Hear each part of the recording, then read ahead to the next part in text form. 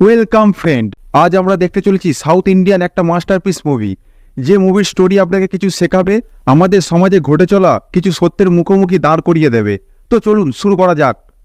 মুভির শুরুতেই আমরা একটা গ্রামকে দেখি, যেখানে একটা লোক জোর করে একটা গরুকে ষাঁড়ের কাছে নিয়ে যাচ্ছে মিলন করানোর জন্য, যাতে গাভীর বাচ্চা হয়। যদিও এটা উচিত নয়, তবুও গ্রামের লোকেরা এটা করে, কারণ এতে তাড়াতাড়ি গরুর সংখ্যা বাড়ে, তাতে গ্রামের লোকেদের ফায়দা হয়। পরের সিনে দেখি রাজু আর রমা নামে দুজনকার বিয়ের অনুষ্ঠান চলছে। খুব ধুমধামের সাথে তাদের বিয়ে সম্পন্ন হয়। আর রাজু সেখানেই কাজ করে যেখানে গরুদের কৃত্রিমভাবে গর্ভবতী করা হয়। কি আর করার, এটাই রুজি রুটি, কাজ তো আর ছাড়া যাবে না। এরপরে 5 বছর পর দেখানো হয়, যেখানে রাজুর মা রান্না করছিল, আর তখন সেখানে তার বান্ধবী তার মেয়েকে নিয়ে আসে। এসে বলে 5 বছর হয়ে গেল, তবু তোদের ঘর থেকে বাচ্চার কান্নার আওয়াজ এলো না। আমার কথা শোন, আমার মেয়ের সাথে তোর ছেলের দ্বিতীয় বিয়ে দিয়ে দে, হতে পারে এতে তোদের সংসারে সুখ ফিরে আসবে। আসলে রাজু আর রমার বিয়ের 5 বছর হয়ে যাওয়ার পরেও তাদের কোনো বাচ্চা হয়নি। অনেক লোক তাদেরকে ডাক্তার দেখানোর পরামর্শ দেয়, কিন্তু রাজু এতে রাজি হয় না। তার ফলে রমা আর রাজুর মায়ের মধ্যে রোজই ঝগড়াঝাটি হয়। আর রাজু আশেপাশের মানুষের কাছ থেকে কথা শুনতে শুনতে বিরক্ত হয়ে উঠেছে যে তার এখনো বাচ্চা হয়নি। এরপরে দেখি রমা তার বান্ধবীর সঙ্গে কথা বলছে। সে একটা নার্স, সে রমাকে বলছে অনেক দিন হয়ে গেছে, আর দেরি করো না, এটাই সঠিক টাইম। কে বলতে পারে এই ওষুধেই হয়তো তোমাদের জীবনে খুশি নেমে আসতে পারে। এই কথায় রমা খুব খুশি হয়ে যায়। রাতে রাজুকে কথা বললে রাজুও খুশি হয়ে যায়, কিন্তু অনেকদিন যাওয়ার পরেও তারা কোনো সুখবর পায় না। রমা উদাস হয়ে পড়ে। এরপরে দেখা যায় গ্রামে একটা অনুষ্ঠানের আয়োজন হয়েছে। প্রতিবারই এই অনুষ্ঠানের দায়িত্ব দেওয়া হয় ভিন্ন ভিন্ন লোককে, আর এবারে দায়িত্ব দেওয়া হয় গান্ধী নামের একটা ছেলেকে। আসলে প্রতি বছর গ্রাম প্রধান এই অনুষ্ঠানের দায়িত্বের জন্য একটা ছেলে নির্বাচন করে, আর এই দায়িত্ব পাওয়া খুব গর্বে। কিন্তু রাজুর এটা পছন্দ নয়।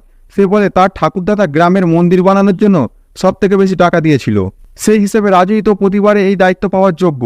গ্রাম প্রধান বলে মন্দির তৈরির পর থেকে অনেকবার মন্দির মেরামতের কাজ হয়েছে, তার জন্য গ্রামের সবাই চাঁদা দিয়েছে, তাই সবাইকার অধিকার আছে। এই জন্য প্রতি বছর নতুন নতুন কাউকে দায়িত্ব দেওয়া হয়।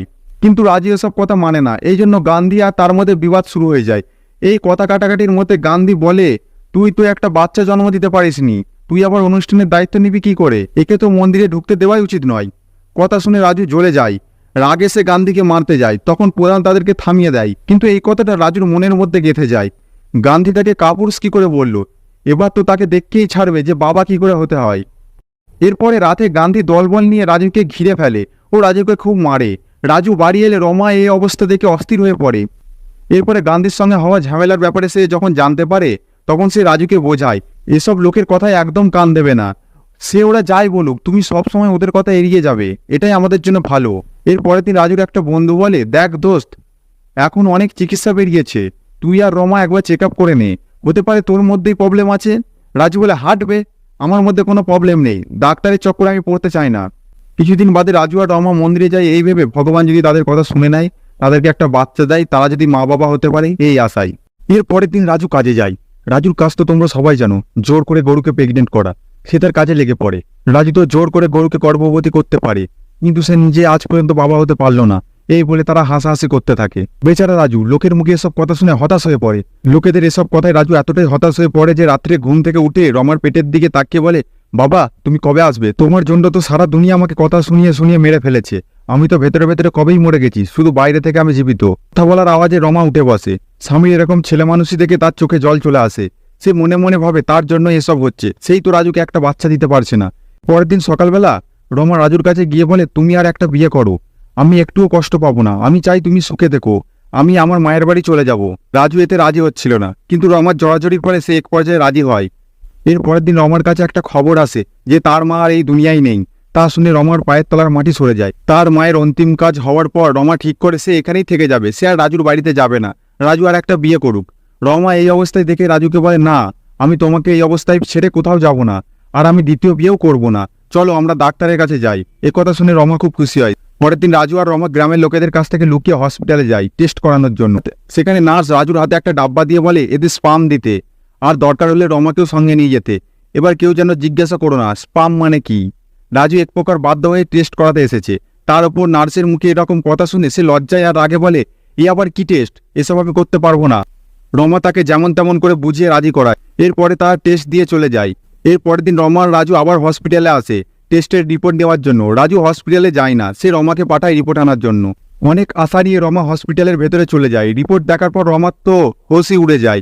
সে কাঁদতে কাঁদতে বেরিয়ে আসে ও সেখানেই রিপোর্ট ছিঁড়ে ফেলে দেয়, কারণ রিপোর্টে লেখা ছিল প্রবলেম রমার মধ্যে নয়, প্রবলেম রাজুর মধ্যেই আছে। সে কখনো বাবা হতে পারবে না, আর রমাকে মা হতে হলে অন্য কারোর স্পাম ইউজ করতে হবে।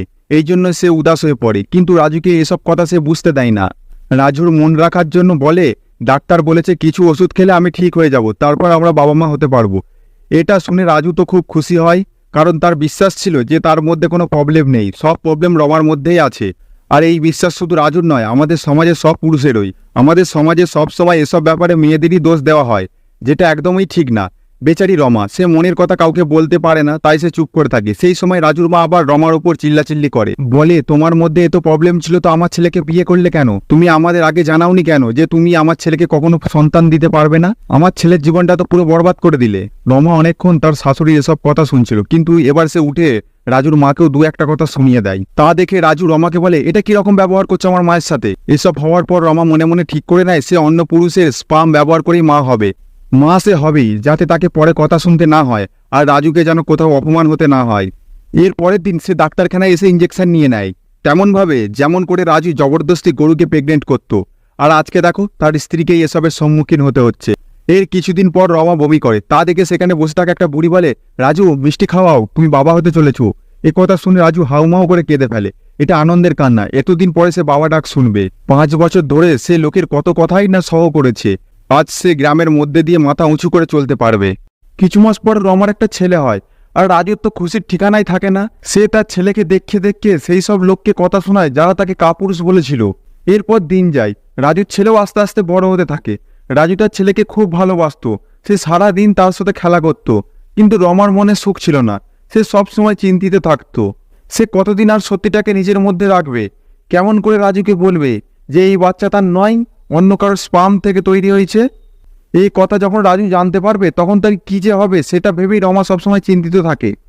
কিন্তু এই কথা সে কতদিন নিজের মধ্যে রাখবে? তাই সে একদিন রাজুকে সব সত্যিটা বলে দেয়, যে সেদিন ডাক্তার কি বলেছিল। এই কথা শুনে রাজু তো শক খেয়ে যায়। কি, আমি বাচ্চা জন্ম দিতে পারবো না কোনোদিন? আর যাকে এতদিন নিজের ছেলে ভেবে এসেছি সে অন্য কারোর ছেলে? রাজু রমাকে বলে, তোমার লজ্জা করলো না এসব করতে? আমি সারা জীবন লোকেদের কথা শুনে কাটিয়ে দিতাম, কিন্তু আমি যদি জানতাম কখনোই তোমাকে এসব করতে দিতাম না। তুমি আমাকে আমার নিজের চোখে ছোট করে দিলে।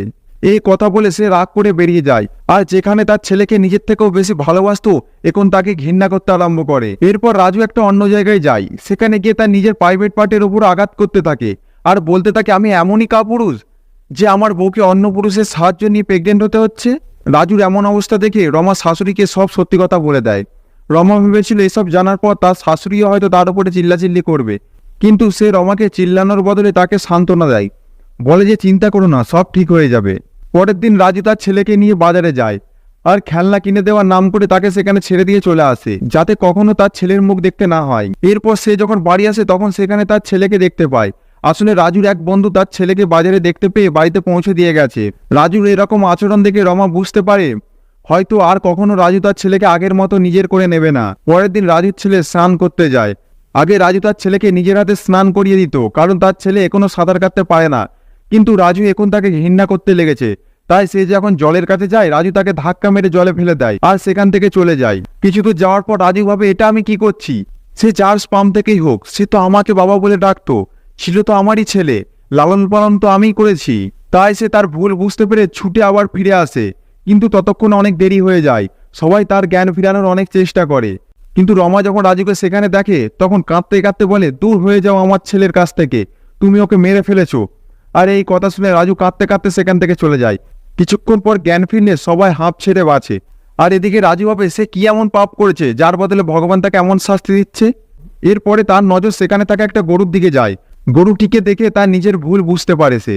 তখন থেকে প্রতিজ্ঞা নেয় সে কখনো আর এই কাজ করবে না, মানে গরুকে জবরদস্তি প্রেগনেন্ট করার কাজ। আর গরুর দিকে হাত জোর করে বলে, আমি তোদের কষ্ট বুঝতে পারতাম না, কিন্তু এখন যখন আমার নিজের জীবনে এসব হচ্ছে এখন আমি বুঝতে পারছি এটা কতটা কষ্টের। আমাকে ক্ষমা করে দে, আর কখনো এ ভুল হবে না। এরপর বাড়িতে এসে রমার কাছে ক্ষমা চাই, বলে আমাকে ক্ষমা করে দাও, আমি তোমার সঙ্গে অনেক খারাপ ব্যবহার করেছি, আর তুমি তো আমার জন্যই সবকিছু ত্যাগ করে দিয়েছো, আমাকে শুধু খুশি করার জন্য, আর আমি তোমাকে ভুল বুঝেছি। আর এসব কথা শুনে রমার চোখে জল চলে আসে আর সে রাজুকে ক্ষমা করে দেয়। এরপরে আমাদের কয়েক মাস পর দেখানো হয়, যেখানে দেখতে পাই এবার সত্যি সত্যিই রমা প্রেগনেন্ট হয়েছে আর এটা রাজুরই কাজ। তার মানে সত্যি সত্যি সেই কাজ ছাড়ার পর ভগবান তার উপর দয়া করেছে। আর এর সাথেই মুভি এখানেই শেষ হয়। তো বন্ধুরা, আমাদের সমাজে এমন অনেক লোক আছে যাদের এখনো বাচ্চা হয়নি, আর তাদের সমাজের তরফ থেকে কি কি সহ করতে হয় তা দেখানো হয়েছে এই মুভিতে। তো বন্ধুরা, দেখা হবে পরের ভিডিওতে। ভিডিওটি ভালো লাগলে চ্যানেল সাবস্ক্রাইব করে আমাদের সঙ্গেই থাকুন।